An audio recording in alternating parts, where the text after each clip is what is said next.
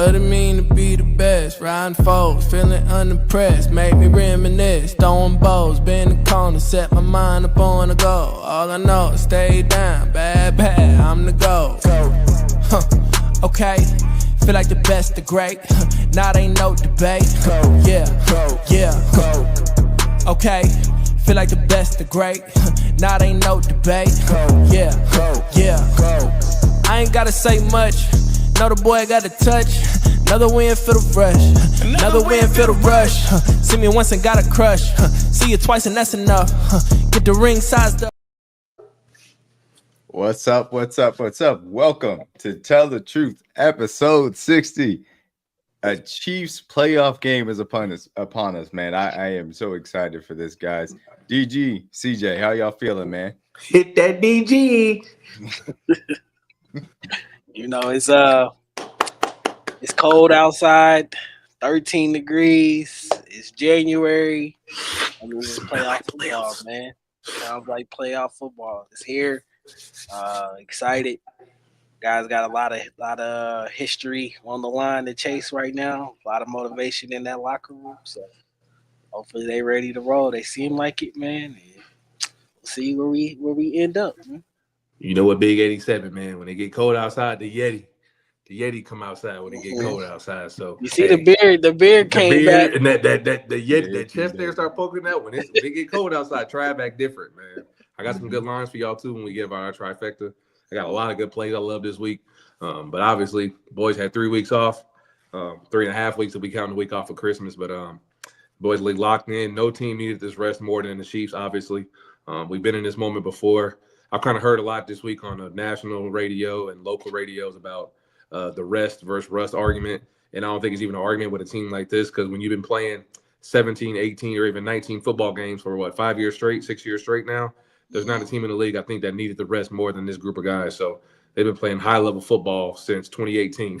So it goes by pretty fast to think when Pat first took over, and now we're in this moment talking about a three-peat, fellas. Like, think about that. We really can make history for the first time ever. So I don't think there's a group and a coach that's more prepared for this moment than Andy Reid and Patrick Mahomes. So I'm beyond excited. I know the guys are ripping, rolling, ready to go. A lot of them I've been tweeting out all week and been seeing some of them throughout the city, and I know all of them just can't wait to get on that field Saturday in front of Chiefs Kingdom, in front of the best fans, and go out there and handle business. So can't wait. Shout out Bart Scott. Can't wait. Yes. I'm glad you said that a little bit about, we've been here before. And I wanted to wear the 2019 Super Bowl hat specifically because of that. Gotta bring back the vibes. I think the fact that, we're going to be facing the Texans once again in the divisional round, a little bit of deja vu, and obviously the title of the episode accordingly. It's a little bit of a repeat, something that we're familiar with going into divisional round against a Texans team coming to Arrowhead, with a young upstart quarterback, that's got a, playoff win under his belt. And obviously is feeling good about himself and what the team can bring to the table. A defense that was flying around, that feels pretty familiar as far as the Texans are concerned. And look, we got another divisional opponent against the Houston Texans that we got to take advantage of. And look, if we handle our business, then we're right back to the Arrowhead Invitational once again. And you know how we do, and we're happy to be hosting it once again. And it'll be a date with some unstoppable force that we've heard about the entirety of the league team or the year, from media saying that that's going to be the one that's going to knock us off in the AFC with, the quarterback that's going to, take the throne, whether it's Lamar Jackson or Patrick Mahomes or Lamar Jackson, Josh Allen, or, it's Derrick Henry, that's the unstoppable force that be coming to the table. In 2019, we faced Derrick Henry and we sent his ass home, as Frank Clark liked to put it.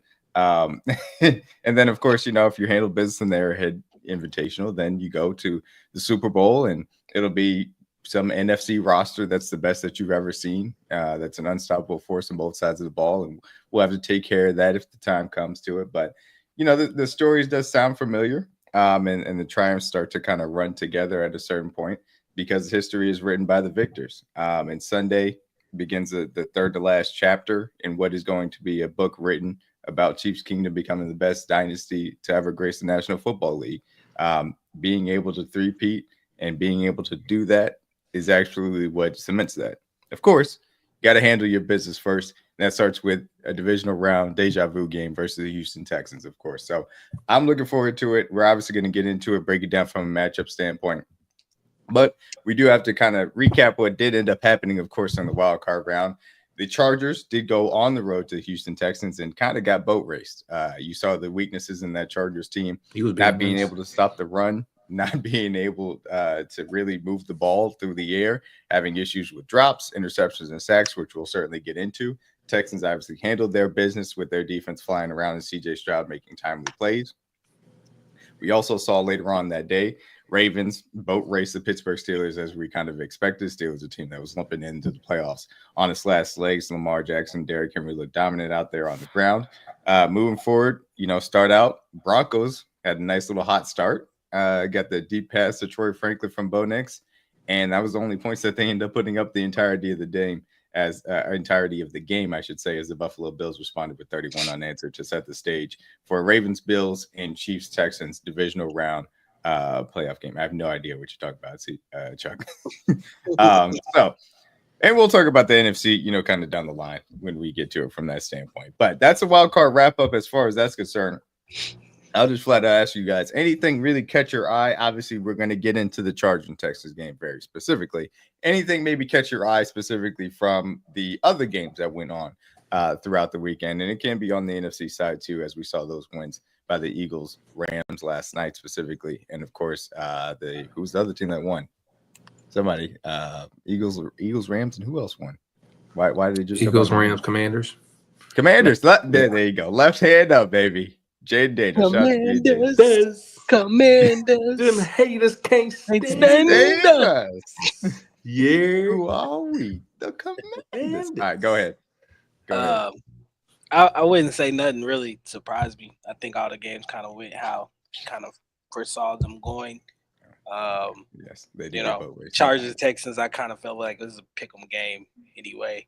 But then to see the Chargers collapse like that was kind of crazy, but not surprised in a sense though.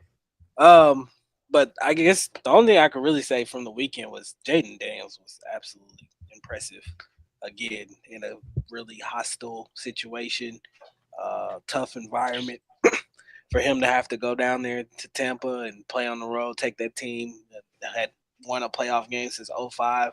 So to lift them from the ashes of playoff what would you call it? Playoff deaths. Yeah, it was great to see that, man. That kid's he's a rising star. Love watching him play week in and week out. He's definitely got a huge future in this league, and definitely gonna have some accolades and trophies in that trophy case here soon. So yeah, definitely impressed with Jaylen Daniels. Vikings and Rams game was kind of went wacky how I kind of thought it was going to go with the whole moving of the stadiums and being on a neutral site and things of that nature. But then Sam Darnold turned back into actual Darnold and came back down to earth at the end of the season here. And now it looks like he'll be looking for another job come this free agency. So not really surprised by that or whatever. Was more surprised about how well he was actually playing this year. So I think it gives a huge credit to Kevin O'Connell, though, and the way he coached play calling this year and things of that nature, and also added Justin Jefferson to the mix. But yeah, man, surprised me. I think every team that advanced kind of had a feeling that they might advance. So I think the divisional round is going to give us a lot of good games to really think about, to remember.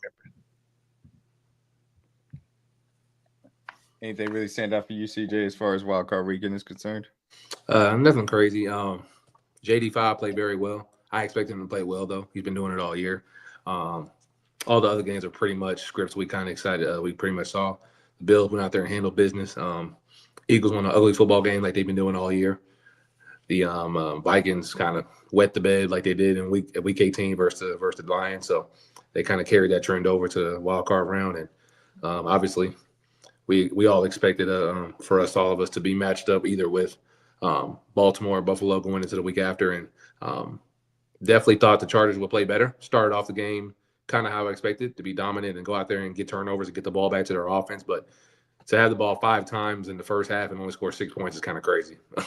They got plenty of turnovers. They were in the red zone, I think 4 of those 5 possessions they had, and they were in the red zone a lot and didn't do anything with it. So definitely the Chargers were probably out of all the teams this weekend, wild card weekend, the Chargers were definitely the biggest disappointment because they had the game in their hands from the jump.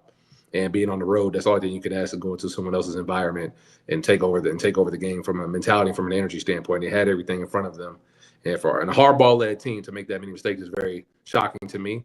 We all make jokes about the Chargers always going Charger, which is apparently still true, but definitely shocked to see them make that many mistakes from such a detail-oriented coach. So that was probably the biggest shocker of the weekend for me with the Chargers and the way they played.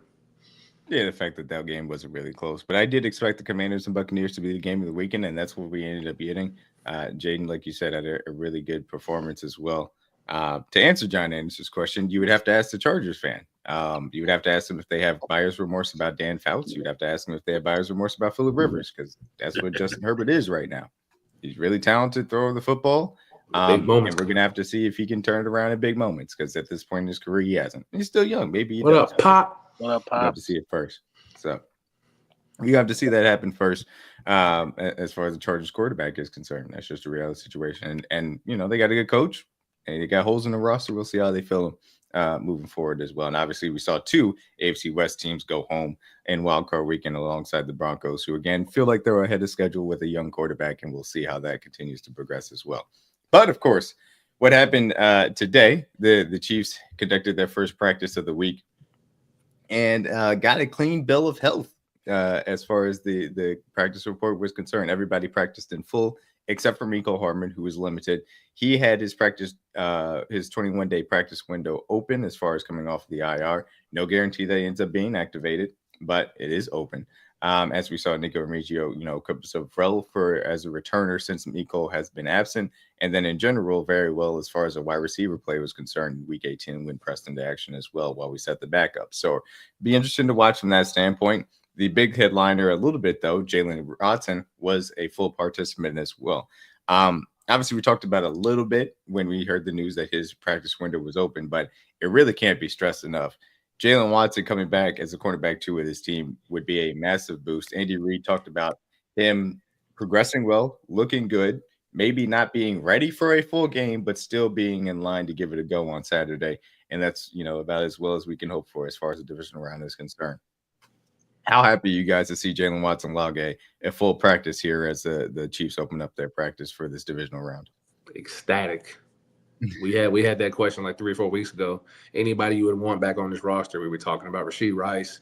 Obviously, we would like to see our line be fully healthy with everyone, or Jaylen Watson. I think most of us would agree that Jaylen Watson was the biggest need for this roster, because we were always questioning our D-line, getting pressure up front. And I think we kind of answered those questions the last 2-3 weeks of the season. It was good to see him turn it around, but we need his length and we need his playmaking on the ball. When the play is in the air and the play needs to be made, Jaylen Watson gets his hand on that there. So he showed it this year, played some of his best ball before he went down with unfortunate injury. But I was glad to see him be back and be healthy and cutting, playing like his normal self. First live snaps will be this week, so it'll be interesting to see how he gauges that, because out of all the guys we're talking about them being off 3 weeks, he's been off for 3 months. So it's going to be interesting to see how he transitions back to being in full go. But I know Spags and Coach Merritt will ease him in. They won't just give him the whole workload.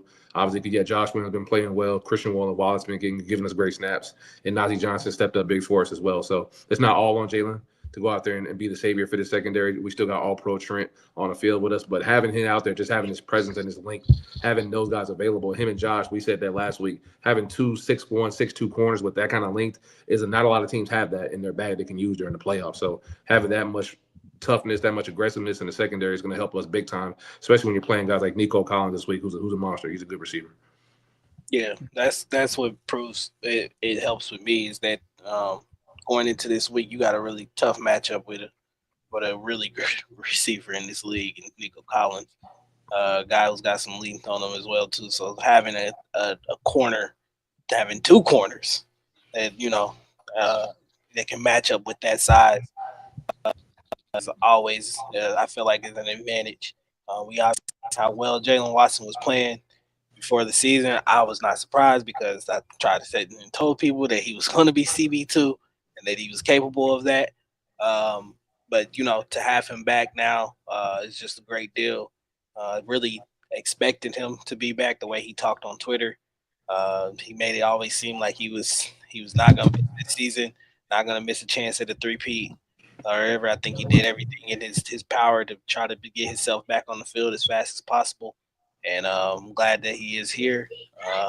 It really helps, especially with having him and Trent McDuffie and the way that that duo was playing early on in the year, man. And I know that for me, it allows Trent McDuffie to roll back into that slot a little bit, where they kind of like to have him and give Spags another piece that he can play with on that defense, especially in this time now. Because you can Spags can really unleash the clip, really call what he wants to call. So yeah, man, definitely excited to have Jaylen Watson back.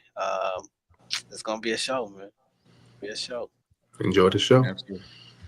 Looking forward to it for sure. So along those lines, of course, we did get a full practice as well from Mr. DJ Humphries. We did hear some news from Andy Reid as far as the left tackle plan is concerned. He said that both of these guys are going to rotate. A little bit of gamesmanship for Andy Reid. Joe Thuney and DJ Humphries will be getting left tackle snaps throughout the entirety of practice. Didn't get much of a media look, of course, as is usual per this time of year. They're not going to allow the media look at practice too often, which is exactly how I like it. Don't give anything away from that standpoint as well. So obviously we talked about what the tape looked like versus the Broncos in Week 18 for DJ Humphries. We've seen what Joe Thuney has been able to do when pressed into left tackle duties again. This is going to be asked multiple times leading up to this game as well. How do you guys feel about who is going to start at left tackle for this team as far as the divisional round is concerned? I think it's Humphries. I think DJ Humphries is starting. I think they really want to have Joe Thuney back at that guard position, just to be able to get to this point. In the playoffs is about running the ball, man, controlling the clock. And I feel like with Thuney back at left guard, that gives them the best situation as far as to run the ball to that side. But I think if it goes bad and say that first quarter is not looking too good for DJ Humphries and pressure is getting there, I think that's when you probably see the switch to Thuney going back out to left tackle and playing out there and bringing in Caliendo to kind of replace him at left guard. So I would say it's probably going to be a quarter and a half that Andy's going to look at it and see how it goes. And if it starts going bad, then yeah, I would see the switch coming. That would be my theory. It's an interesting matchup for sure because obviously you're going against guys like Danielle Hunter and Will Anderson who are playing some of their best ball of the season, coming off a dominant performance versus a really good tackle group, and Rashawn Slater and Joe Alt been one of the better tackle groups duos we've seen this year. They dominated from the game. It was a little rough at the beginning of the game because the Chargers were moving the ball willingly, but they didn't really finish the drives. But after halfway through the first quarter, or maybe the beginning of the second quarter, Will Anderson and Danielle Hunter took that game over. Multiple pressures, multiple sacks on Justin, making him uncomfortable, forcing him to miss throws high, miss throws low, not to make reads at all. They got sacks on them, and they just dominated that football game. So obviously, I understand the people's thought process and their concern and with preference to have obviously Joe Thuney be our left tackle. And I agree with you. If it ain't broke, don't fix it. Obviously, Joe Thuney's been great for us this year, but at the end of the day, you want to have your best five at the positions. And obviously, Mike Caliendo did a great job for us, giving a lot of praise to similar guys we've seen it in previous years. Andrew Wiley, Nick Allegretti step in when the number's called, and he's done a great job for us. So I think you, like DG said, you have that option in your back pocket to use it if need be. I know this is my break the glass scenario. We can put them in this position and they can go out there and perform if need be for a half a game or a quarter. But I think overall, I think they do put out DJ Humphries at left tackle. I think he's rehabbed pretty well. He looked decently for what you could ask for. And a guy who's coming here midway through this 3/4 of the way through the season, and he played decently well in that Broncos game when our backups were in. And obviously, you're not really game planning and giving a guy too much help in a game where the game is really not meaningless, but overall doesn't affect your overall record of your roster. So what DJ has offered us this year, he gets off the ball quick, has a good first step. Obviously, we want to see him be healthy. But if Andy believes he's out there and he can play, and he can go out there and scheme him up and obviously give him a lot of chip help, a lot of slide protection towards his side, I think he'll be our starting left tackle on Saturday. But if things do go bad, like DG said, and it goes south real quick, they can definitely pivot and go toward their second option for sure. But overall, I think DJ's given us a good option to go out there and be our starting left tackle. And we've shown that we can win Super Bowls with average left tackle play. We don't need Jay to be great. We don't need him to be elite, just be average. And when you have an all-pro Hall of Fame left guard next to you in Joe Tooney, I'm very confident what DJ can do as long as he just stays healthy for sure. And run the football will help any O-lineman look better in any scenario. And I fully expect us to do that on Saturday for sure. Yeah, I think the big thing for me is I do think it's going to be DJ Humphries. I think that it makes sense first from the standpoint of I think you're getting a adequate left tackle play out of either one of these guys, but then you can have an all-pro left guard instead of a backup left guard, which is what Mike Caliendo really has performed as to this point. So to me, it makes sense from that standpoint. And if things don't go well early on, you can still go to the left tackle, Joe Tooney, a left tackle situation if needed. And I think that's a better plan than maybe doing the opposite of inserting Humphries into the game from that standpoint. So for me, that's first and foremost why I think it'll be DJ Humphries, but secondarily, the ability to help Joe Tooney, really mitigated some of the weaknesses that, we knew were going into moving him over to left tackle when we had to. Being able to implement those things with DJ Humphries at left tackle and Joe Tooney at left guard, I think are only going to enhance things. Quick passing game, having Patrick Mahomes out there, having the full allotment of weapons that this team can attack defenses with on the back end as well. All three of those things are going to help out DJ Humphries. And to your point, CJ, being able to use the run game on a consistent basis as well, making sure you're getting these guys moving forward. There are aspects of this Texans defense I think you can get after, particularly, a little bit more to the edges as well. But you have to be willing to commit to the run, which I believe that Andy Reid and the Chiefs team will be from that standpoint. Anything else before we get specifically into the matchup? Obviously, we kind of covered as far as the news is concerned and everything along those lines. I don't think we got anything else to hit on from that standpoint. No, I think we're good. We're good to just go ahead and get into the film. So we're going to start with this matchup, Chiefs offense versus Texans defense. This is the better side of the ball for the Houston Texans. Texans have been extremely good on this side of the ball the entirety of the season. Obviously starts with their pass rush. They're one of the top 5 as far as pressure rate is concerned. Quick pressures as well. Headlined obviously by Will Anderson Jr. and Daniil Hunter coming off the edges. They've got really good interior play as well. They've got Azeez Al-Shaair back at the Mike linebacker spot as well to headline the second level of defense. And All-Pro Derek Stingley Jr., who had 2 picks off of Justin Herbert in the division or in the wild card round, coming in, as well as the number 1 corner, Kamari Lassiter. They've had really good young DBs play to that standpoint as well. So we wanted to start kind of going through just some of the and I don't want to make it sound like the Chargers gave this away. But I do think that this was some bad Chargers, rather than awesome Texans defense in a lot of these respects as well. And so we're going to start out. I agree. Specifically with the interceptions that Justin Herbert ended up threw, 4 of them, which is crazy because that's more than he threw the entirety of the regular season. Jesus Christ. Just crazy. They start a little bit of a heavier kind of quote unquote personnel look. Got 3 wide receivers, obviously 2 backs coming out here. In that kind of offset eye formation as well. And man, some of these throws from Justin Herbert, I mean, he was trying his best. They're going to run Quentin Johnston on this kind of. That's the worst decision he made all night. You're trying to throw back across the field? Yeah. I understand. He's double covered. Like, how do you expect to get this ball in there? It's like a deep sail, really pylon route, and he's rolling. You're on the numbers. You're on the opposite numbers. Like, what do you think you were going to do with this ball?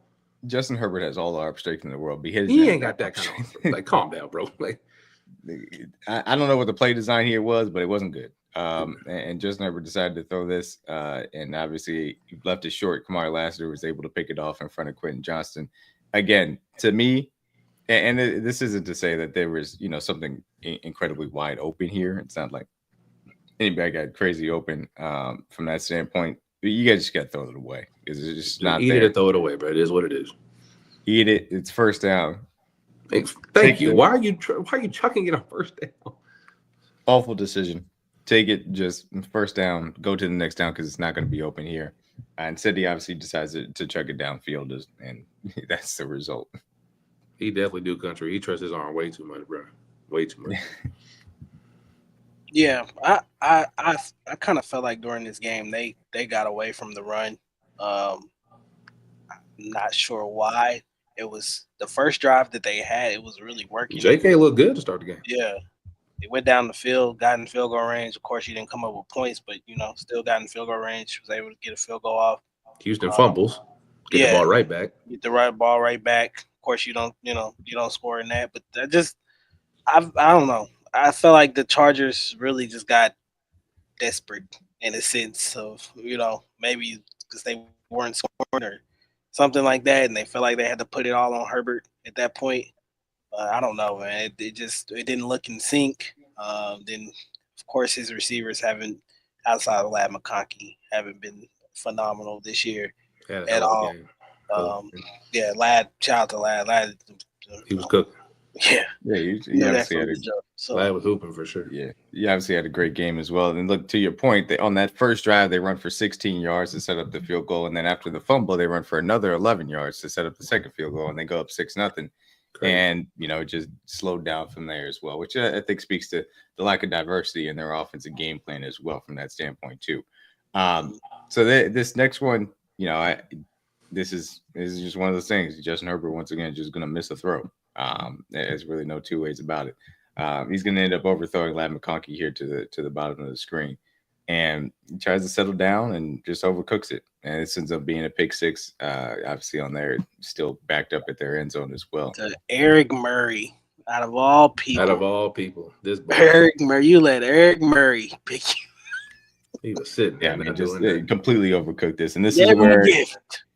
Yeah, gave him a crazy get right. And you got to be locked in, and Justin Herbert was not an excusable throw there, and obviously it ends up in that pick six there. Eric Murray, good lord, Lord Jesus, we remember that name, boy. Yeah, man. Yeah, we sure do. So this was the second pick, and I'm going to get to the reverse angle because I think it's a better way of looking at it, but. This was more of an example of those Chargers limitations, and the secondary pass catchers in this game let Justin Herbert down as often as he made his own mistakes. This is going to be off of Will Dissly's hands, right in the hands of the DB, and just inexcusable. Ball's in a good enough place. He just does not secure the pass, and this unfortunately was a theme for the Chargers throughout the day. Whether it wasn't the bad throws from Justin Herbert, but as you've seen here. The drops from the Chargers weapons, and this one happened to go in the hands of who's 24 is not Derek Stingley Jr. Stingley said that he wasn't, and then the last one is just really good coverage, but also again those limitations, also desperation. Yeah, gonna get Derek Stingley to bite, and DJ Chark is gonna be able to get a step on him. Ball's just not put far enough out. And ultimately, Stingley is able to use that recovery speed effectively and be able to catch up to it and be able to pick it off underneath as well. But to your point, a little bit of desperation going down the field as well at this point in the game. Only us and the Lions use that button hook, Pop. We're the only two that really use it consistently. So, yep. And shout out to Stingley for being opportunistic. If we make these similar mistakes, we know the Texans defense are going to make us pay for it. So we got to make sure that we're on our game from that standpoint for sure. Right. Yeah. You could tell they missed Josh Palmer in this game. I know obviously Lad McConkey's been their best receiver this year, rightfully so. But the guy that kind of settles them down, obviously, when we played the Chargers, Josh Palmer stepped up and had a big game when we played him. So you could tell his presence was missed. As far as like guys getting open and getting settle down and get easy throws. I feel like a lot of the throws to like DJ Chark, Quentin Johnson, trying to force them, even the one to Lad, and then Justin kind of just never felt in sync. And I think Josh Palmer gives them a lot of easier throws and a lot of give me to me routes that can kind of get you going and get the offense started. So both. With an F, both. Definitely both. Definitely both. Absolutely. Okay. So those are the 4 interceptions. Now we can move on a little bit to the sacks and things that we saw. It was a little bit of a mixed bag. I think some poor play design, interior offensive line from the Chargers struggling, and then also obviously really good Texans defense here. And they're just trying to set up a play action pass at a jumbo personnel. Texans do a solid job at not allowing really anybody to get open, even though I think you can hit that second level. But Lad is open. Yeah, the pressure in Herbert's face here, gets there a little bit quicker than they want to. And this is where, again, while I know that we're talking about changing up the offensive line and what the chemistry looks like, I still believe that the sound nature, I'll say, of the protection schemes are going to be able to hold up a lot better than what you saw from the Chargers here. The Chargers are going to send their guys left off of this play action look, I'll say, and the tight ends are just kind of ignoring that edge rusher, not giving that extra help. Allows to get a free run off the play action there. He gives a half-hearted chip. The running back does his best, but he's going up against two guys. They try and run the opposite tight end to try and get that cross action to chip, and it doesn't matter. They get two free rushers in Justin Herbert's face immediately, and nobody stands a chance. The running back is dying out there. I was about to say J.K. Dobbins. J.K. Dobbins. Yeah, like, what I do, coach? I don't know. Yeah, bro. Yeah, it was. Yeah, J.K. Dobbins wanted no parts of Will. Boy Anderson. got cooked. Will Anderson tossed him like a little kid. Get out the way, J.K. Oh God. This was so mean from Will. Anytime Anderson. You on the film and you on your backside and he's still at the quarterback, you know you did something wrong, boy. Look at this. J.K. Is not good. This is not what you want to see. You do not want to see your running back's helmet on the ground, looking at the ground, the opposite behind your quarterback. And Will That's never a good thing that you want to see when he's supposed to be in pass protection. DMac, he sacked Justin before JK hit the ground. Yeah. He sacked him before he even hit the ground. He threw him and sacked him all in one motion. Watch this. Get on me. And then he showed this sack him before he hit the ground. Lord so Jesus. the line here. I bet you the line here again. They're gonna, because the tight end is coming across. They slide the offensive line left. The 81 Will Desley again did not have a good game. How I got here, yeah, absolutely. He's gonna just chip the Mario Edwards Jr. there on the inside. He's playing like a pseudo 4-eye tech from that standpoint. Will Anderson coming from that wide 9 is gonna be one-on-one with J.K. Dobbins. This play was dead from the second that they had the protection scheme messed up. Bet you wondering how I got here. That's definitely and which I wonder how the story got to this. Well, let me explain this to you. I tried to slide in protection and I saw that wide 9 coming at me, coach. And JK, what are you thinking here, son? Coach, I thought I could hit him with my inside shoulder and I didn't bring my feet with me clearly. He ran through he ran through me and I ended up on my ass. And that's what happened. Mm-hmm. And he put me on the highlight reel. That's what happened. Absolutely. And again, that wasn't even an example of the Texans, who did a really good job at kind of creating one-on-ones and mismatches throughout. That was just more so a breakdown in protection from the Chargers. Again, those are the mistakes that you can't make in the playoffs. Good defenses specifically are going to be able to take advantage of them. They bring 5. They beat somebody winning one-on-ones and nobody's open. Yep, nobody's open. And again, this is going to be a major key. The Texans are going to trust their DBs on a consistent basis. We have to have our weapons win these one-on-one man coverage snaps to be able to give Patrick Mahomes options to go and get the ball out to. Obviously, this is a little bit of coverage tech, but specifically, the Texans do a really good job with their game up front to get a free runner, and then in addition to be able to play in good coverage on the back end to give them time to be able to do that as well. And you'll see it. Obviously, they bring in the running back to help out as far as that's concerned. And the right guard just gets whooped. Right, just whooped. Didn't even stand a chance. I just absolutely whooped. That ain't Will Clapp out there, I'll tell you that. No, it's not. But I'll tell you this much as well. I mean, playing a much better interior offensive line in Kansas City than the Texans are going to be able to present. And this is a 5-man rush. This is meant to create one-on-ones across the board and trust that somebody's going to win one of them. This is one of those situations where you got to trust, obviously they give the extra help with 28, that's not Gus. That's Haskins. Haskins, yeah. Haskins. Okay, I was about to say, I thought that was Zeke for a second. No, they brought Haskins in to give that chip help to Joe Holt. And obviously, it worked. The tackles didn't give up the pressure, but ultimately the right guard ends up getting whooped. Nobody open, as we saw on the other angle from that standpoint. And obviously there's no opportunity for Justin Herbert to get out of there from that sack. Yes, it is a wild name. It's a very wild name. And this again, and I'm not even going to bother showing you guys much of this sideline angle. This is completely another breakdown in pass protection. There's just flat out, this can't happen.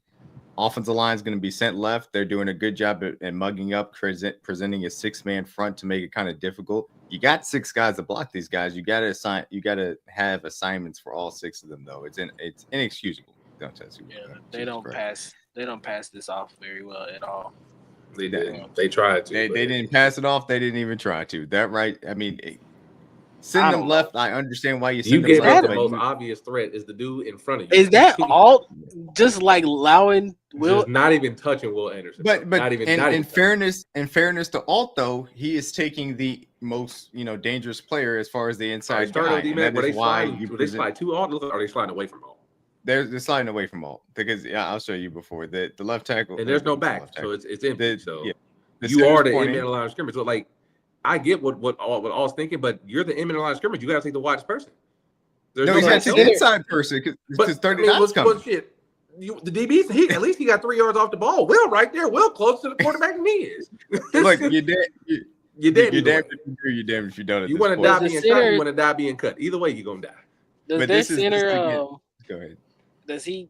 So he's calling the protection to the left, right? I mean, they're obviously outmanned because they bring 6, right? Or did Ashir drop out?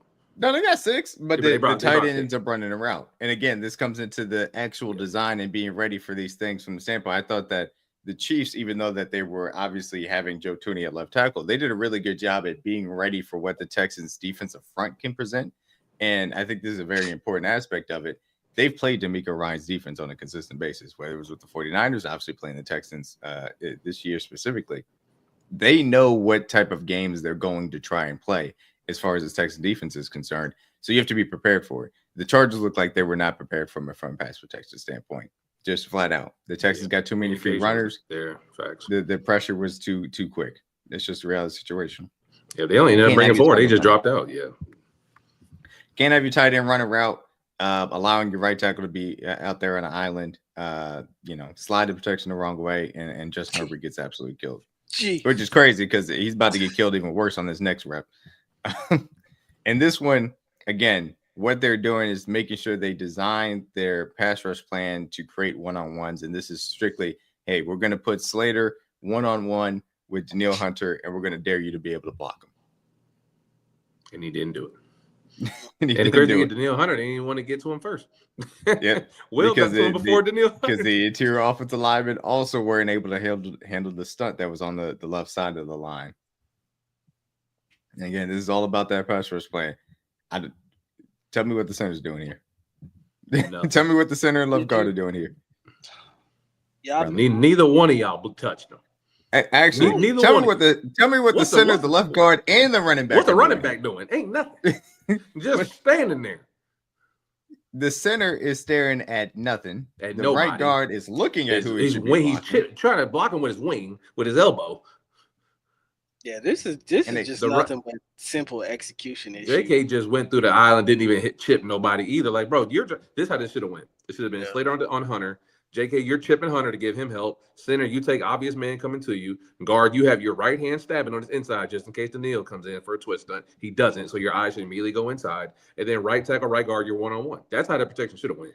Guard, left guard, center guards didn't do shit. They just stood. Yeah, I wanted to pull out to the sideline view just so people can see. It's not like there's a slot guy lined up here that can outside of Will Anderson that would necessitate an extra it's just position being placed out that way as well. It's not the reality situation. You get to what the reverse angle looks like.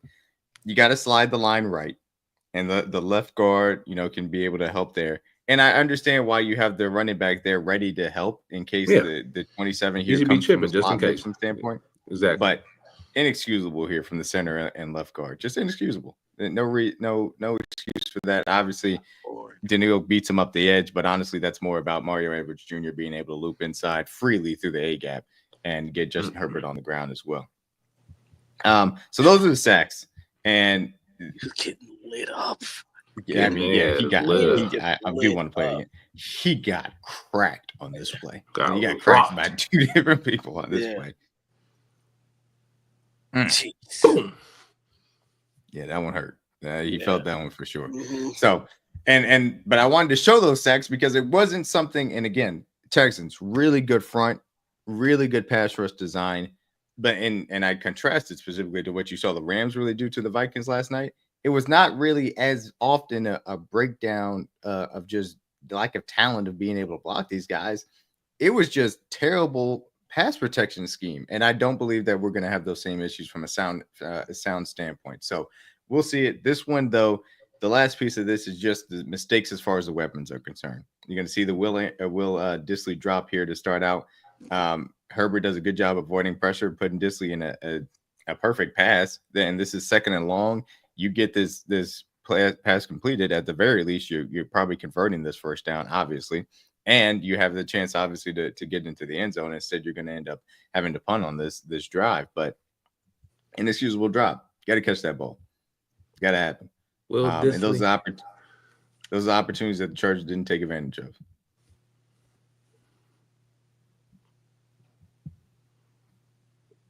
Yeah, I mean, that would have been a first down too. He could do. That'd been a first down. Yeah. They did all they could do. And and if you again, break that tackle, he scores. Yeah, absolutely. Nobody There's behind. another example, a little bit more so of what the Texans pass rush kind of plan can look like, where they kind of cross dog as far as the interior 3-tech, and Aziz come in crossing the face from that standpoint. They bust it on the interior again. The center and left guard don't block it correctly, specifically at center, 75. And Justin Herbert has to avoid the pressure, but he does, puts it on the money to Will Dissly and just absolutely drops it. It's inexcusable. Yeah, Quentin Johnson too, but I get why he threw it away. Oh, brother, we get into it. I promise you. You know that's in here. Oh, QJ, hey, you're right on time, DG. That's exactly where we're starting out. QJ had his moment. Don't third you and worry 4. about it, We're going to son. run a mesh concept. The tight end is going to rub off your quarterback. Quentin Johnson, catch the ball and get us this first down. It's in your chest, son. Well, that's a drop. That's a drop. He didn't catch the ball. He didn't catch the ball. He ain't stared at it too. He didn't hold in the game. He didn't. We got everything we wanted. Just Quentin Johnson dropped the ball. So bricks for heads. You talk about bricks for heads, dog. That kid cannot catch. Big for nothing. He just cannot catch. I don't think he's ever gonna be able to catch the ball correctly. I don't think he is here. And again, give him a chance. You know, he's got a height advantage down the sideline. Herbert's just trying to give him a chance. Obviously behind him, but ultimately there's a play to be made there. I'll be honest with you guys. I trust DeAndre Hopkins to make this play. And Quentin Johnson, I don't trust to make this play. And that's what ultimately happened, why it wasn't complete.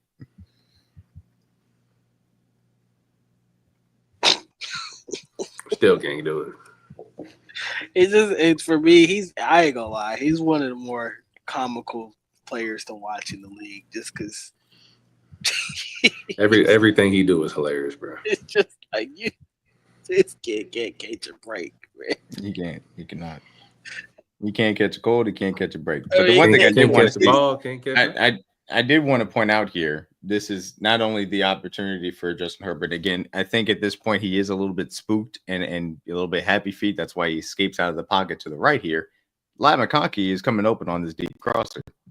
And then, you know, he just runs towards right by that point and pressure push doesn't end up giving him a chance. But yeah, Quentin Johnson not able to come back to it and be able to make that catch down the sideline as well.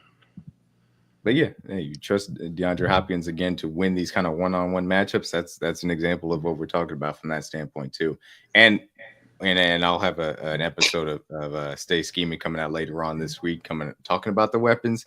There were some opportunities for some back shoulder stuff that I think that Hollywood Brown and Mahomes didn't hook up on that I will expect them to be able to. White bricks. Oh, white bricks is crazy. Cocaine bricks. Yeah. So this is the killer. 4th and 2. Quentin Johnson's going to run a whip route to the bottom of the screen. He runs it a yard short, which is, not great. But he also drops the ball, which is also even worse. So bad on two fronts. Ultimately, Chargers don't end up converting the 4th down. Can you imagine being his receiving coach? Boy, I don't know what you could tell him in the 6th round. Can you sit there and watch film like, Lord Jesus, this kid can't get right, boy. Can't get right. Like, so the purpose of going through that tape, though, the pass protection was awful. The pass protection from a scheme perspective was bad. The execution was even worse. I don't expect that to happen. So the Texans and their defensive line pressure will be mitigated to that extent. And obviously we have a better offensive line than point blank period. I don't have any problem saying that either. And also the weapons, secondary weapons that we saw Justin Herbert be let down by occasionally. Much better. We're not going to be throwing to Quentin Johnson and Will Dissly. That's just not the reality of the situation as well. We have more weapons to go to. Whether it's the guys out of the backfield, obviously, J.P. Ryan, primary third down back, I think we all agree on. Obviously, Travis Kelce, Noah Gray, one of the better tight end duos in the National Football League. We have a full complement of wide receivers, obviously starting with our top three of Hollywood, DeAndre Hopkins, and Xavier Worthy, now supplemented by Juju and Justin Watson behind them as well. So we got a wealth of weapons to go out there and attack this defense with. Certainly feel better about. And rewatching it, even though the Texans do have a really good defense, I want to emphasize that it was more about how many mistakes the Chargers were making, including Justin Herbert, who we don't expect playoff Pat to make those similar mistakes as well from that standpoint. Anything else you guys want to hit on as far as the Chiefs offense versus the Texans defense? Nah, man. I think they got their work definitely cut out for them. The Texans defensive line is one of the better lines in the league. And DeMeco's definitely got a good group. So, but I got think a play linebackers back too. Christian Harris is back rolling. I said Shazier, those guys are fast, they can run. So it's going to be an interesting matchup between our side ends and their linebackers. I'm excited to see it, but I like our side. I like our benefit for us too, especially knowing we can use both of them and we have our full complement of receivers. So it's going to be a good matchup for sure. I think Stingley is going to be ready for his matchup for sure. I know Zay and Hollywood and D-Hop are going to be ready for that matchup as well. But I like our matchup in the middle of the field for sure, especially if we can get some of their safeties to match up with us. Because I know Petrie's been out for the year for them as well. I know that's a big loss for them. So I'm excited to see the matchup. I think Trav and Noah should have a big day for sure. Should be a good matchup for them boys. Right. Do you guys have anybody? Do you guys have anybody specifically you guys are looking for as far as our offense is concerned? It doesn't have to, it could be a weapon, but anybody in general. Just Trey Smith. Just go out there and dominate. Obviously, the O-line. Obviously, the guys can make plays and they can get to the quarterback. We've seen Danielle Hunter and Will Anderson take over that football game. So I know our O-line they take pride in protecting 15 and going out there and making sure his jersey's clean, allow him to make plays. And I expect them to go out there and dominate. So Trey Smith will be the guy I'm looking at for sure, especially given what we just saw from their guard play. I expect him and Joe Tooney to take that seriously and go out there and dominate their matchup this week. Yeah, I think you could definitely take motivation from what, was kind of said last time when you faced the Texans. People was talking about your offensive line will get exposed and, at that point in time, offensive line hadn't played too tremendously well or anything like that. But I think you can kind of take those words into this matchup again, and prove to them once again that, hey, you're not getting to 15 today. So I think those guys will be ready, especially that interior of that line. I definitely expect Creed Humphrey to be a lot more aware of what, what's coming at his way. And him and Andy Reid, kind of be on the same page of knowing what's coming their way. They're usually more prepared for these types of situations. So, with a week to sit back and kind of see what DeMeco and them like to do up front, a whole nother week to sit and watch that, I think that the Chiefs would be fully prepared. Absolutely. I'll be honest with you. I keep going back and forth as far as who I'm really excited for. I like your pick, CJ, specifically Trey Smith and his physicality that he's going to bring to the table, and Creed from that standpoint. I think that a lot of ways the Texans took the fight to the Chargers. That's not how the Chiefs operate. We like to take the fight to teams, and we're going to be in the cold weather. It's not going to be a dome in Houston. It's going to be cold out there. We're going to go out there and start hitting people. Those light edges you guys got, I hope you guys are ready to see Trey Smith and you guys on some pulls. All right? I hope you guys are ready for it. It's not going to be a lot of fun. I'm just telling you guys in general. But I've gone back and forth of who I'm more excited to see as far as DeAndre Hopkins, who has the revenge angle versus Houston Texans, or Hollywood Brown, who I think is really added to this offense since he's come back. I'm going to lean DeAndre Hopkins because of the revenge angle. I think that the physicality that he brings to the table, none of these cornerbacks can really match. None of these cornerbacks really have the experience to match what he brings to the table either. I am really looking forward to the trust that comes with him and Patrick Mahomes playing with each other. And I think you're going to see it put on display versus the Houston Texans. And I'm really looking forward to it because the space that Xavier Worthy and Hollywood Brown are going to be able to create for them, the space that Travis Kelce and the gravity that he always brings to the table, I think they can get the run game going as well. They're going to create some one-on-ones for DeAndre Hopkins to take advantage of, and it's going to be really fun to see how well he plays when he's fully unleashed in these playoffs as well. So, all that being said, obviously we can flip to the other side of the ball as far as the Chiefs defense versus the Chargers offense. Or, geez, not the Chargers offense, the Texans offense. My apologies, and CJ Stroud, of course. Now, this Texans offense did a really good job at establishing Joe Mixon on the ground and then also running their passing game, obviously through Nico Collins. And so I picked out, the 4 best runs of Joe Mixon's day happened to all be outside of the tackles, which I think is worth taking note of in this case. I think he took advantage of some of the lighter edges, the boxes that the Chargers were kind of presenting from that standpoint, as well as obviously their ability to get the ball down the field to Nico Collins as well. So we'll start off with this first outside run in which Mixon makes a good cut off the corner there on the edge, but this play is made because the B gap is cracked wide open there on the left side of the offensive line for the Texans. Yeah. You can see sorry, go ahead. Go ahead. No, I was going to say you're going to see Mr. Bosa lined up there over the left tackle in a Y9 stance. Henley is shaded over to the strong side of the offensive formation. This is easy pickings. Look how wide the gap is between the wide 9. You made the lane for him. I mean, good luck. You've got 10 yards before you get to the nearest defender as far as the safety is concerned. Exactly. They're going to double team 93, get him out of the way. The zero, climb to Henley easily. I mean, that's light work. That's easy pickings. These are the types of fronts that were not presented in the first matchup versus the Texans and the Chiefs. And that's why you saw so many struggles from the Texans on early downs as far as Slowick's offense was concerned, because he couldn't really establish the run, which then put him behind the 8 ball, because he's going to continue to try and run. In this game, they were a little bit more aggressive with the pass, though, in the early downs, and we do have to be prepared for that. Absolutely. Yeah, Joe Mixon's a guy you definitely got to, contain and not let him get going downhill. One of the better running backs in this league, especially you see when he gets going downhill, he's a tank. It's hard to stop. We definitely seen him before. Look at that cutback lane. Jesus. Yeah. This is just horrible. There's no gap integrity, no nothing. Blown off the ball. You got 2 guys over a tight end over here. I mean, this who's guarding the A gap? Just running up there, nobody. Look at all that. You could put me behind there. Yeah, any of us can run through that. My goodness. I go get 100 yards a day. Is it that easy? Look. We got 2 D tackles here. We got 2 linebackers here. Y'all tell me where they go. What is this man doing? Tell me where are you going, son? Where are you going, brother? Hey, use a circle and circle. Where are you doing, son? Where are you going? What is the defensive tackle doing here? I don't know. He clearly not looking at the ball. He just linebackers obviously waiting for the offensive lineman to climb. He blocking like he is. He on offense. Yeah, he's the offensive lineman. He's like, I got him, coach. Right.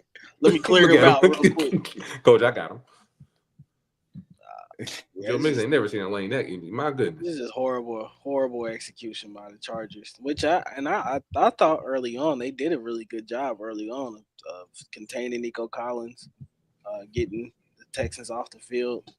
But just the game went on. I think the Texans just found their rhythm and obviously just started blowing them off the line. Texans definitely won the line of scrimmage on Saturday. And there is one specific thing that I do want to point out here, and obviously they get the holding call at the end, and that's it is what it is. They've got multiple tight ends here, and this is something that they is going to be prescient for not just this specific matchup, but also throughout the rest of the AFC playoffs, no matter who you face in the AFC Championship game. But when you are facing a lot of defenses and you present them with heavy personnel, you usually are going to get some advantages as far as the passing game is concerned. And there are some aspects of the Chiefs defense that can be taken advantage of. But when you put out multiple tight ends and Leo Chanel comes on the field, that means your run game is about to get shut down. And that's why I think that Leo Chanel is a massive piece of this, of what we can bring to the table from our 3 linebacker sets that really no other team can really, match from that standpoint. You saw the lack of physicality from the Broncos get them in trouble versus the Bills. Certainly happened with the Steelers, where Patrick Queen was running around like a chicken with his head cut off. In this game for the Chargers, the lack of physicality at that second level really showed up from that standpoint. And I think it will matter what the Texans want to do as far as the heavy personnel sets are concerned. Also, a different portion of this is Kate Stover, who had 4 catches in this game, also broke his collarbone, so he's going to be out the rest of the playoffs and obviously won't play on Saturday Johnson as well. Has been waived. he ain't even worth mentioning. Yeah, Wasn't even worth mentioning. Deontay Johnson Hey, got way country, too. remember they wanted that guy? Very funny, very funny. But yes, I'm one of them. I was boy. too. I was too. I have no problem. Remember they I was wanted wrong that about bum- that. Now I'm so happy that Brett Veach knows more than me. Yeah, Shout out to Brett. definitely.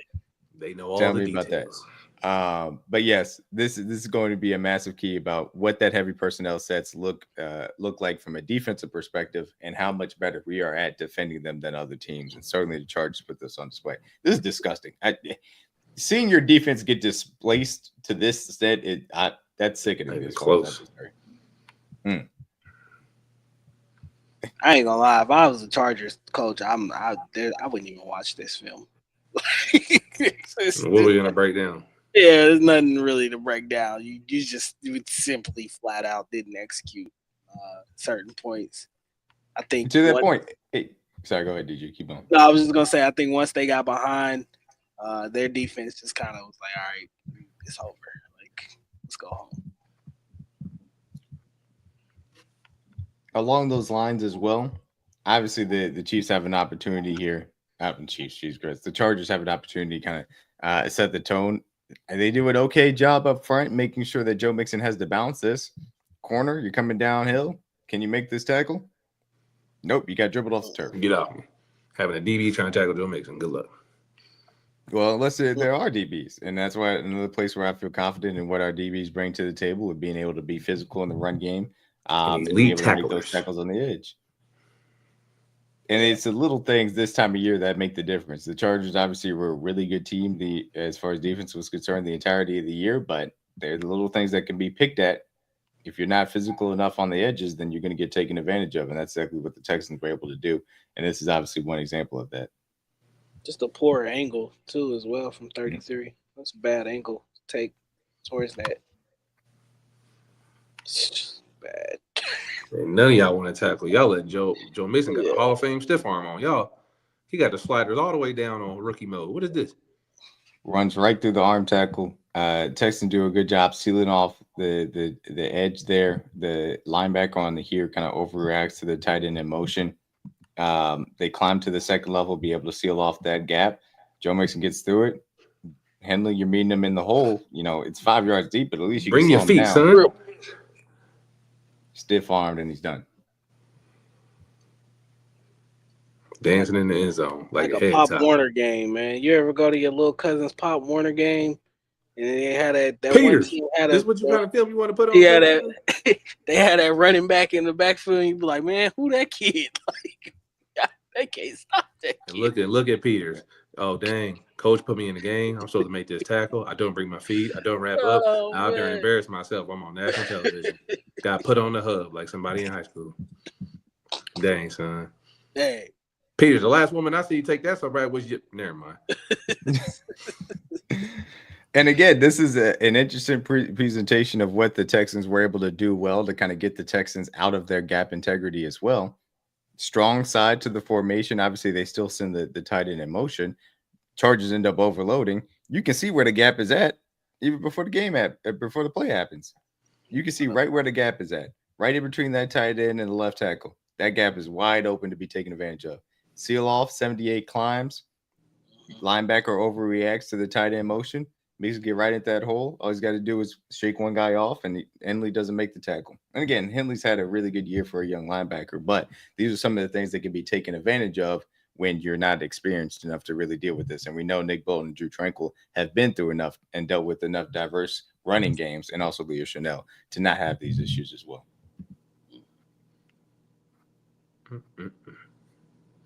So now we're getting into the Nico Collins snaps, and obviously a little bit of play action standpoint. They're going to have Robert Woods run down the middle of the field, and clear out. A little bit overreaction by the Chargers to have them clear out, and people just don't get into Nico enough. Corner sinks in a little bit too much towards the numbers. This corner is going to fall behind him as well, and that deep dig is open for CJ Stroud to put on the money to Nico Collins. Yeah, I thought coming into this game that they would do a better job of bracketing him, and I think they were doing that at first, and then they tried. All of a sudden, yeah, the seams Everything came unraveled. You got people falling on the ground for no reason. I think this was his first big play of the day. Mm-hmm. And then after that, it was just good night. And again, if you're going to have deeper developing routes, you got to get some type of pass rush to make the quarterback feel a little bit. Obviously, CJ Stroud sitting back here all the time in the world that he Had the needs. ball, calling his girlfriend, tell his mama. Right. Whatever, no pressure at all. Could have sat back, read a magazine, you know. He could have read a book. No AJ Brown. Book, but he could have read a book. It's no Inner AJ excellence. Brown. Pure excellence. number one seller on Amazon, by the way, too. Good job. Bro, that's crazy. Was a hilarious thing. Bro, that book was like they said his sales was up 158%, dog. That's crazy. DMac, the book was 530,000 on the sellers list on Amazon. It was number one, not even 24 hours after the game. It literally took half a day for that book to be number one. That man owe AJ Brown a check. Ain't no way, bro. Yeah, Oh, he for sure He owed me a bag. What? You got to cut me that check. You got to cut me some of that, brother. AJ ain't even read that book. He just had it on the sideline looking at it. He wasn't reading that book. He just said, me and DG like this. Shit. Man, when you About start to read reading chapter 2 since y'all ain't going to give me the ball. When you start reading chapter 3 of Inner Excellence on the bench, that's how I know you're upset. Boy on the sideline. He brought the book from his locker room to the bench. That's how mad he was. He didn't have that thing out there during the first half. He went into the locker room and grabbed that book and brought it to the bench. You know how mad you got to be? He said, I'm unbothered. I ain't even going to fool with y'all today. I'm cool. I'm about to read chapter 2. Y'all let me know when y'all want to play football. Yeah. They obviously got to do a great job of containing Nico Collins at this point. Can't allow him to have a big game like the Chargers did. Like I said, I thought they were doing a good job of that at first, and I think that was what really was keeping them in the game. I'm not sure where the plan went after that. Like, they just forgot about him and was like, let's just start leaving him open. They had him hemmed up pretty good first half. Then they just said, all right, stop covering Nico. Yeah. So, I don't know. And this is also good play design. They use the screen to the bottom of the screen to the bottom of the screen, top of the screen, I should say specifically, to move these linebackers out of the way to open up Nico Collins for this inside release. Also, bad coverage by 7, point blank period. Bad coverage by 7 to get that inside release too. And again, to your point, if you're going to have the safety over the top, that helps, but it's got to be some type of true bracket. This safety has got to be ready to drive on this route if the cornerback is going to play outside leverage here. If you're going to have a true bracket that Nico Collins does demand, and given the fact that their other weapons are not that good, you should be able to be ready to make those adjustments as well. Good route by Nico Collins, bad coverage, good play design by Bobby Sloak to move these guys out of the way, but ultimately some poor execution once again. Why are you just sitting flat-footed? You're flat-footed. Like, you didn't anticipate at all. You're sitting there, spectating. Looking like Peters. Just standing there. Not doing nothing. Yeah. It's cold as hell, which it will be on Saturday. Hey, ain't nothing bad like the Miami game last year. I tell you that, boy. That is also true. It ain't that bad. So the Texans going to get here into a little bit of 2x2 set. Chargers send extra pressure, so obviously you're dealing with one single high safety, man up across the board. 7 once again locked up against Nico Collins. Nico just going to take advantage of him. He gives him that physicality at the top of the route, creates that end breaker that CJ Stroud loves to throw. He's very comfortable throwing his end breakers.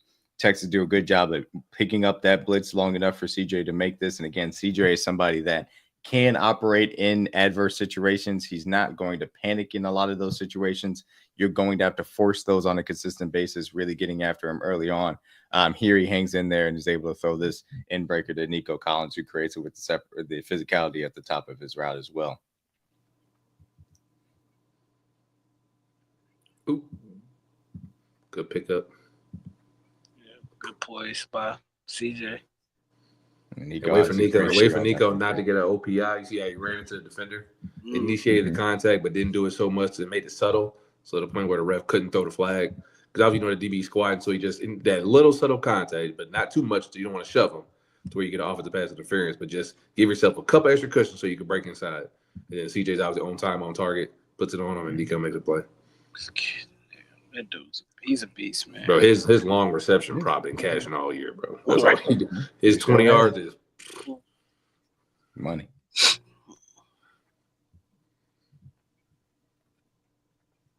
Yeah, it could get maybe if you play the right coverage, it could be, but gotta be ready for that. Yeah, You gotta be heavy on your inside. Just make them break to the outside. Use the sideline as your friend, because like DMac said, they love 30s in breakers, posts, double moves, post digs, post corners. That's something they figure out. So I don't know who 32 is for the Chargers, but he was having a rough day. Rough day, sir. Oh, very, very rough day. I mean, that's the thing. The Chargers don't have a really good DB room. They've been able to kind of be able to, with good scheme, being able to cover up for them, and obviously being able to get after the passer. But they were taken advantage of multiple times throughout this game. So again, similar to what I saw on offense, I don't think there was anything particularly special from the Texans, but solid enough execution to take advantage of what was a consistent Chargers scheme and an execution breakdown on their end too. So anything you guys have specifically as far as the Texans offense is concerned going up against the Chiefs defense? No, I just think this matchup for me plays well into what the Chiefs defense actually likes to do, and actually for how their personnel is, kind of matched up. Like I said, Jaylen Watson coming back and having Josh Williams, two bigger corners, matching them up on Nico Collins, and then I think that the lack of role for a guy like Tank Dell, who won't be playing in this game, kind of plays into the Chiefs' favor as far as them being able to rotate who they want down into that nickel corner position, slot position. Hopefully, it's Trent McDuffie in some certain areas. I think if they can get that blitz package back with Trent coming off the edge as well too, it could kind of affect CJ Stroud in some ways. So. Chargers, like you said, the DB room for them is very great or whatever. I think the Chiefs obviously have a better, very manure. Yeah, very, very more present for this matchup. So I think this kind of plays into the Chiefs' favor a lot. Absolutely. No, I think everything that we wanted to see from this team, we saw them like 3 weeks ago, and we saw how this team responded to the second half when I was unfortunate with Tank Dell down and how they were feeding Nico and taking a lot of speed outs, a lot of quick hitting routes and getting the ball out of their hands. I expect them to try to get a lot of Joe Mixon involved this week. I don't think they want CJ Stroud to go out there and throw the ball 34, 35 plus times. I think they're going to try to run the ball and establish and try to win time of possession. That's usually how you beat the Chiefs, is keep Patrick Mahomes off the field. So if I'm the Chiefs, kind of similar to it was when we played them 5 years ago, start the game fast, try to get a lead. And obviously we want to do it in our favor this time and try to go out there and make CJ Stroud have to beat us from the pocket and throw the ball consistent, because I think we can expose the left side of his offensive line. The more we can, and the right side of the offensive line for that matter, with Morgan Moses being hurt and dealing with injury. I know they had to move Titus Howard, their tackle, to left guard since Morgan Moses went down. So if we can expose those guys and bring pressure, our D-line group can dominate, win their one-on-ones, like we said, via the Chargers tape, and win their stunts and win their blitz packages that we know Spags is going to dial up this time of year. DG just told you. You're going to see a lot of Trent, a lot of slot blitzes, a lot of cats, and do some different things. They're hard to confuse CJ, but I think all in all, if we can get them out of their run game, get them out of their comfort zone, and score quick and score early, it can get ugly for them. So I know that the game plan, what we should do, now we got to go out there and execute. Yeah, Shaq Mason is going to be a guy that you expect to kind of be out again this week. Juice Scruggs also didn't practice for them as far as ankle is concerned. Azeez Al-Shaair didn't practice for him, but he did finish the game here, so we do expect him to play on Saturday. And as far as you guys are talking about, it being able to harass CJ Stroud, these are some of the things that you saw this Chiefs defense be able to bring to the table against him in the first matchup. And again, this is without Jaylen Watson and what, his coverage ability can really bring to the table. But the ability to show different guys, rock him up, this is something that CJ Stroud really has struggled with. The Chargers really didn't do a lot of being able to show guys, send pressure, have guys drop out as well. And ultimately, this play is made because George Karlaftis just wins along the edge against their right tackle, gets right in CJ Stroud's face, and he has to, kind of dump it off and for that incomplete pass as well. So I'll let this keep rolling as we go through it as well. But these are things you just didn't see on the Chargers tape because they weren't able to do it effectively. They didn't have a Chris Jones, obviously, to come after the interior of that offensive line for the Texans. That's weak. They didn't have Charles Omenihu and George Karlaftis coming off the edge as well on a consistent basis. They didn't have Tershawn Wharton on the interior. So, yeah, I mean, it's just a reality of the situation. And the scheme wasn't nearly as good either. Yeah. Hey, I just think we personnel-wise, we match up just a little bit better. I think we just got, more guys in better positions. Even at I'd say a lot better than a little bit. Yeah. Just that bit. But, and then, of course, it has having the coach as well. Spags, I know, will have some things up his sleeve that we probably haven't seen this year to kind of confuse CJ and give him a little bit of different look than what he's probably seen on film previously from us. So I expect this game plan to be a little bit different, a little bit adjusted with some new looks and things of that nature. So it'll affect him coming into this raucous environment of Arrowhead. Yeah, and you see that, remember on that Herbert interception, they ran those kind of cross dogs with him and Al-Shaair to get guys in his face immediately to try and give him that pressure look. Same thing happening here. Mike Dana's right in his face, Charles Omenihu kind of looping around as far as the inside is concerned. And his first inclination is like, all right, let me try to hit Nico in this in breaker. Well, guess what? You're getting hit, jump pass, and Trent McDuffie is covering it a lot better than whoever 7 was on the Los Angeles Chargers and is able to get that interception. Yeah, and Trent already kind of spoke to it today that he's really looking looking forward to the matchup of facing a guy like Nico Collins. I think Trent wasn't too fond of not being first team All Pro. You may get a little pissed off, dude. Not gonna lie. So I think you might get a little pissed off. 22. Trey Smith wasn't named All Pro either. A guy that's trying to get paid in a contract year. You may get a little pissed off Trey Smith too. So just saying, just be worried of those things. Hey, this is a great play action cover sack as well from the Chiefs. Do a great job plastering on the back end even after the initial structured play wasn't presented to him. Able to stick with it. CJ Stroud has no real choice but to go out of bounds. Yeah. Look at big Mikey P over there hustling. Oh yeah. Hold on now. He's like, I got you now. Hold on now. Yeah. I'll say this is the way you bracket Nico Collins. Outside leverage to the corner. Safety. You want to play outside leverage, make sure that safety is ready, willing, and able to drive on anything inside. That's exactly what that safety is. That's the way you do it. You pass it off. In, out. Good job by Justin Reed being ready to take that inside route away from Nico Collins. That's what you do. In, out. Don't overcomplicate things, man. Make it simple. Right. And you can do these things when you trust, the front four to go ahead and get out there and win. And obviously this is more of a cover sack, but George Karlaftis is able to get that spin off the tight end and create that pressure. I see you, George, dancing with CJ back there, man. I definitely want to keep that outfield, keep that outside shoulder, center of his body, but overall, definitely did a good job making him uncomfortable, getting him off his rocker, get him off timing. So, love to see that for sure. That's the great part.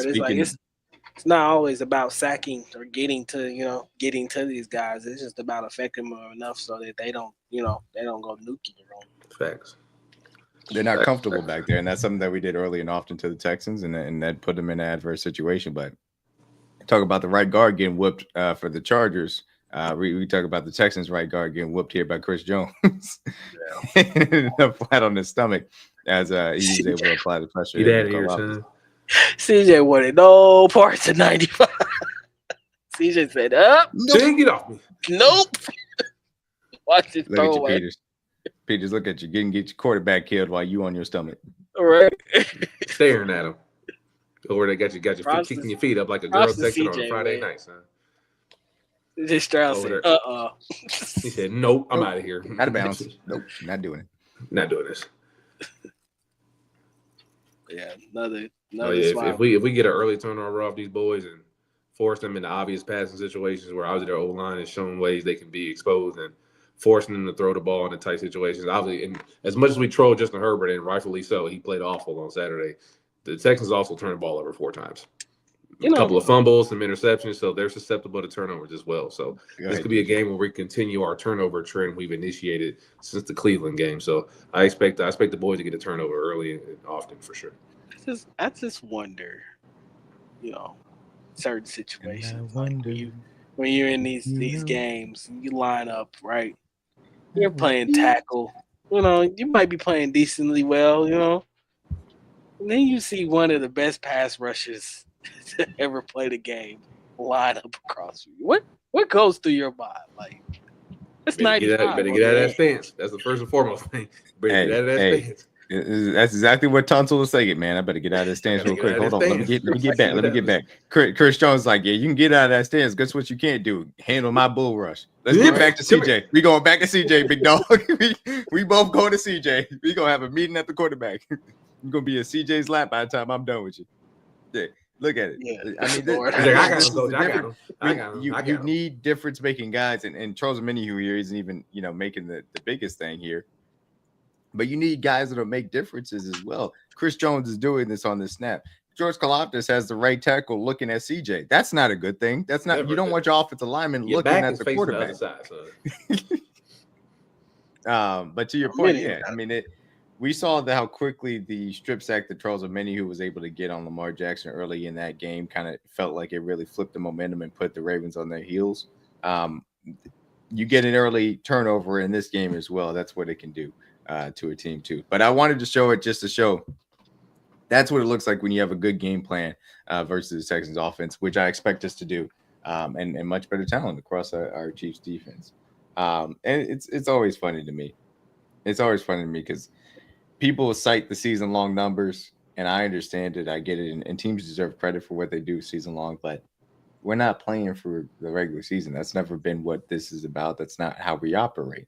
We operate to win games during regular season, so we're set up in the best possible position going into the playoffs. And obviously this year that includes the 1 seed, but you can say that the Chargers had better defensive numbers, the Texans had better defensive numbers, but when you have 95, 22, those types of guys that are game changers, and then the interchangeable pieces that are up and down this roster, you add a guy like Jaylen Watson back, you add a guy like Charles Omenihu back, and then you add what is the mind of Steve Spagnuolo on top of that. It's a totally different ball game as far as what the playoff problems can be presented by the Chiefs defense. And we don't even have to get into what the offense can look like. So that's where these things get into specific matchups and specific weaknesses. And the Chiefs have done a good job at building a roster that doesn't have really things that you can take advantage of. And they have game changers that they can, use to get after you as well. So I'm looking forward to it as well. All that being said, though, not much else to do but to, predict the game. If you guys have a specific X factor, love to hear it. But of course, your game predictions for Chiefs versus Texans here in the divisional round in Arrowhead Stadium at Deja Field. Sorry, there you go. Almost forgot. Right. My X factor is that Arrowhead crowd, man. Gonna be rock. Playoff time is gonna be cold. I know giving Chiefs fans about a good 8-9 hours to drink in the parking lot. It's something about getting that hot chocolate when you're walking in there. Yeah, man. On a Saturday afternoon, ain't nothing better. Ain't nothing. I know that crowd would be ready to go. So that's my X factor. As far as my game prediction, I tend to think this will probably be a close game. I don't see the Texans as coming in and not being motivated or anything like that at all. So I'll probably call it 26. 21 Chiefs. That's a fair score. As far as I think it's going to be a close game. I think the line was 7.5 over under at 42.5. I'm gonna go the over for sure. I'm gonna go Chiefs. I think we get a turnover and it sets us up for a short field, so that gets us an extra touchdown. So I'm gonna go Chiefs 31. Texans 16. Okay. We can cover the spread over hits. Okay. I like that. I do think that the X factor on offense is going to end up being DeAndre Hopkins. X factor on defense, and honestly, this is going to be my X factor the entirety of the playoffs is going to be Leo Chanel. I think that he is once again going to be proven to be a pivotal piece. From what I'm seeing, a lot of these offenses that we're kind of lining up to have to go up against are presenting, and their heavy personnel usage. That means that Leo is going to get a lot of snaps and opportunities to make some plays as well, specifically in the run game too. So I'm looking forward to it. I got Chiefs 31. I got Texans 20. Maybe a little bit on the high end as far as the 20 is concerned, but I think it's really more of a late touchdown that ends up making it a little bit closer than it really was. Do you think the Chiefs are able to turn over CJ Stroud at least once, maybe even twice? I think you're going to see this offense really operate very well to start out. It may end up being a little bit lower scoring, like it may end up being like 27-16 instead, something in that range, just because the Chiefs can control the game really as it goes along, not necessarily. And it's not to say it's going to be easy because the Texans are a good football team. They got a good head coach, got a good young quarterback. It's not going to be easy, but this team is prepared to go into the playoffs and really get ready for it. So 31-20 is my official prediction, and I'm looking forward to it. So before we get to one last segment that you're going to have a little bit of fun with here to end it off, I did want to talk about our special pros that we got coming up here.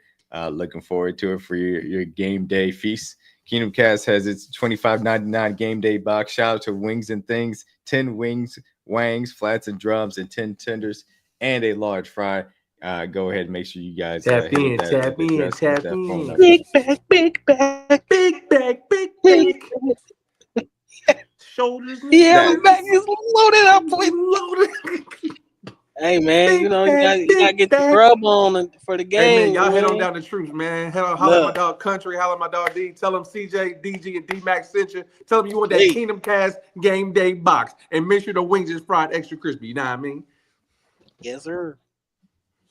And get the pink lemonade. The pink lemonade is highly recommended. It's good.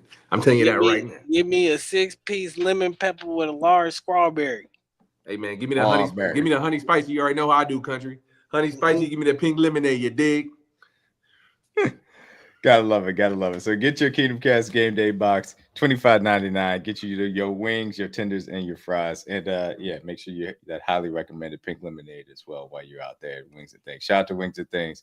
Playoff edition special with Kingdom Cast little collab that we got going on. And while you're eating your food, DMac, what else you be doing while you waiting in line? You know what I mean? Why the line may be a little long, just to give it a little heads up. It may be a little long, but since you're in there being patient, you can do something else. You know what I mean? You can do something else, like sign up for Underdog Fantasy and use code TRUTH3 for a $100 deposit match. New customer free pick coming up on Saturday. Patrick Mahomes higher than 0.5 yards. You can add it to your entry. Don't even have to worry about it. No sweat. We know what Patrick Mahomes does in the divisional round of the playoffs. He goes out there and kills folks. Gonna get you that half yard. Don't even think about it twice, dog. He getting a yard. Oh, he gonna lock that. That's first play. First playoff. He getting a Travis yard. Kelce. Yeah. Easy work. That's easy money, man. And then we're gonna give you the other plays to match it with it, and we're gonna get you some cash to pay for that food you just got. You feel me? It all works together. There you go. You know what I mean? We got you on both ends. Don't worry about it. So again, we're gonna use code TRUTH3 for that. And get you some money. You dig? Absolutely. Use code TRUTH3 for that $100 deposit match. We will be sending out our Tell the Truth trifecta on game day. Be ready to put that in. You can play it obviously Missouri or Kansas, or if you watch this in a different state, make sure you guys sign up for that Underdog. again, D-Man. They didn't hear you said play it where? Played in Missouri or Kansas. Both. And any other place that you in. Both. Y'all heard me. Both. B-O-F. Both. B-O-F. Both. Get your deposit match. Use that code TRUTH3 when you sign up, and you can get your new customer free pick, Mr. Patrick Lavon Mahomes, to start out as far as the playoffs are concerned. Looking forward to that as well. So now that is out of the way, I do want to say thank you guys for coming along. This is episode 60, which is kind of crazy to think about that we've done 60 of these things. Like, that's wild. It's insane. If we've done 60 of these, hold on a second. If we've done 60 of these things, dang, we didn't even get our year anniversary. Anyway, that's bizarre. Again, thank you for everybody that's going along with it. But we've obviously had a lot of fun as far as some of the bits that we've kind of had here. I will say, as far as the playoffs are concerned, there wasn't really anything that I wanted to pinpoint outside of just this kind of one team that's kind of annoying. I'm sick and tired of you Steelers fans Y'all love y'all mediocrity. Y'all love him and Han throughout the regular season.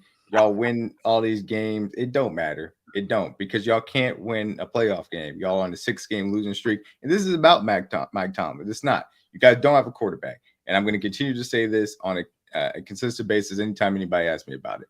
If you do not have a difference-making quarterback in the AFC, you're not going to be able to compete.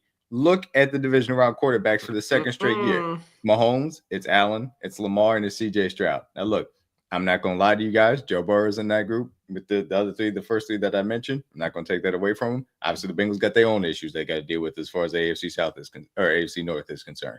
But guess what, Steelers? You're going to continue to toil in mediocrity until you get a different quarterback. You run Russ out there, you run Fields out there, run Pickett out there, get Mason Rudolph, Doug Dynasty. Don't matter. Y'all going to continue to toil in mediocrity. Dynasty is crazy.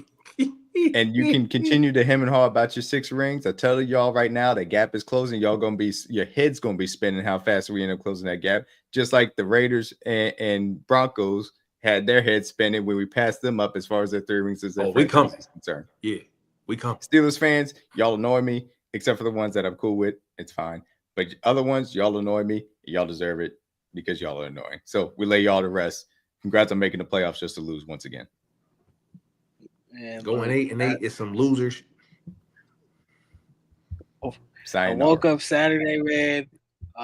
Sayonara. Of course, after my Texas Longhorns exited the CFP, woke up and had a low-grade fever, back pains, was feeling down, man, feeling real down. Then I had to think, I still got to watch Russell Wilson play football. He could be the Steelers. It could always be worse. It could always be worse, bro. It could always be worse. And I had to count my blessings.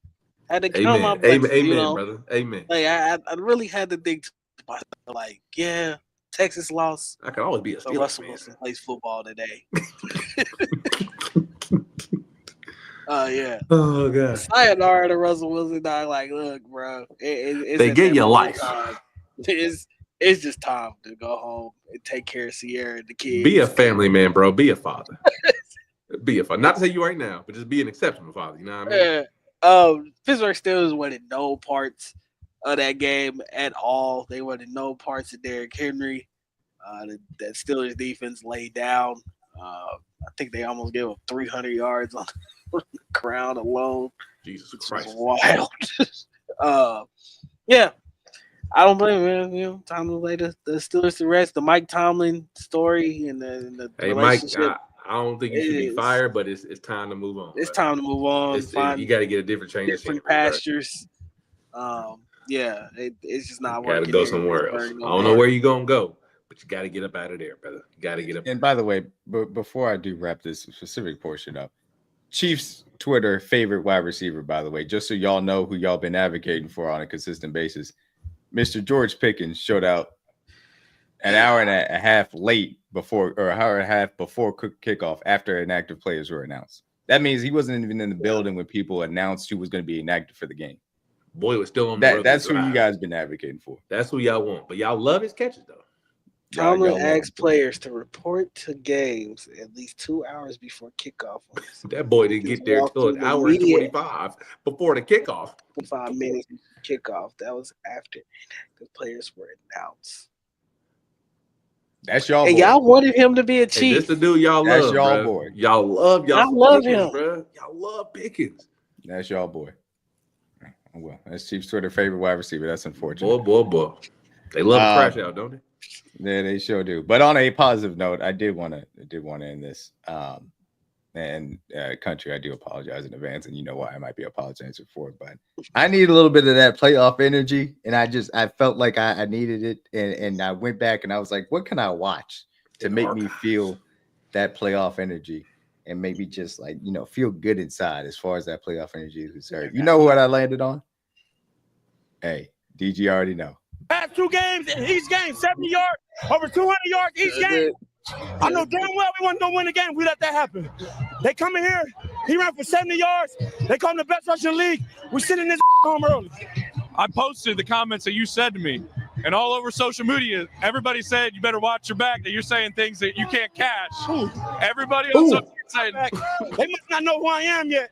They're going to find out sooner or later when I got that ring on my fingers. At the end of the day, we champions. AFC. That trophy that got my own, the last name on it, that's the KC. That KC. Ain't no fall off. Last year, jump off sides, all that. I told them when I got here, was going to change. Look at we the best world. We the best in the fucking We world. the best in the I world. can't wait. Stop playing, man. Big time. Stop talking that. Talk that shit, Frank. 5-5, man. Talk that shit to these niggas. I wish you would have had the other one. I don't know who know. Oh no, we saving the other ones. We saving the other ones. We saving the other ones. Job's not We saving finished. the other ones. Job's We not saving the finished. other ones. DG. We We're gonna saving play the that. other ones. You feel me? We see y'all So, on Saturday, I'll baby. We saving that one for Kingdom. next week. Y'all got to holler at me next week. We got y'all. I can't wait. Let's Oh get it, yeah, man. yeah. So when it comes to the playoffs, I'm the Man, king. let Frank come beat the drum, man. I'm Let the Frank beat the drum this week, man. Get the boys hyped, man. Let's go, 5. What they talking about, bro? Best team in the world, baby. They're gonna find out when that ring on their finger. It's my Starts on Saturday, baby. Peace out. Go Chiefs. Yes, sir. Jeez.